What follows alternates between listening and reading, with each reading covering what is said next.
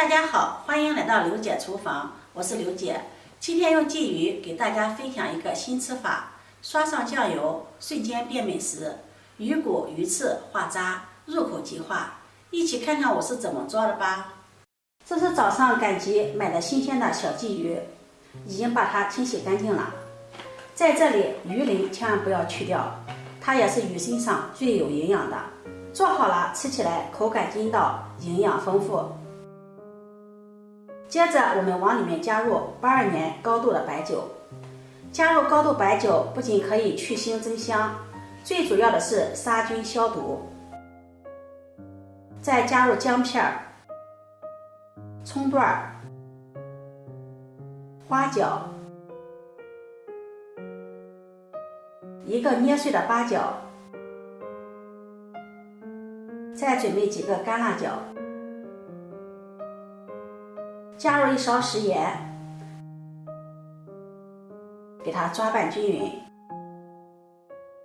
这一步主要是腌制，把鱼腌制入味儿，去腥增香。如果不腌就做，做出来的成品腥味重，影响口感。抓拌均匀后腌制20分钟。20分钟后，把腌好的鲫鱼挑出来，大料就不要了，把鲫鱼放在蒸屉上晾干水分。接下来再准备老抽酱油，用刷子刷在鱼身上，两面都要刷上。全部刷好后放在通风处晾干，一面晾干后再给它翻个面晾另一面。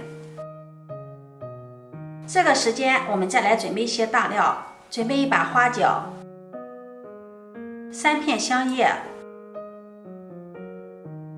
一把小茴、2个八角、白芷、干辣椒段、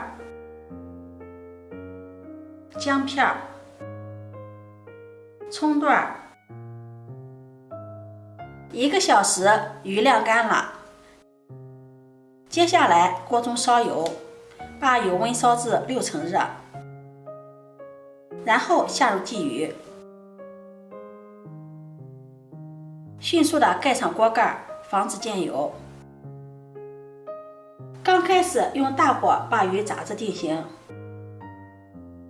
定型后转中小火慢慢的炸。经过高温的油炸，鱼皮已经鼓起来了。全程用小火慢炸，把鱼炸透、炸焦、炸酥，达到吃鱼不吐刺、入口即化的感觉。只有前期炸透了，后期才能做出好的效果。这个过程大约需要20分钟，千万不要着急，这样才能达到骨刺化渣的效果，一捏就碎。20分钟了，鱼炸的也差不多了，表面已经焦黄了，鱼鳞鼓起，敲一敲，声音清脆，这样是已经酥脆了。把鱼控油捞出，另起锅加入适量的食用油，油热放入大料、葱姜蒜，小火煸炒，炒出香味儿。炒香后再加入一勺豆瓣酱，炒出红油，然后再加入干辣椒，呛出香味儿。再加入适量的清水，水量能够没过鲫鱼即可。然后开始调味儿，加入生抽、味极鲜酱油、蒸鱼豉油、1勺胡椒粉、1勺鸡精、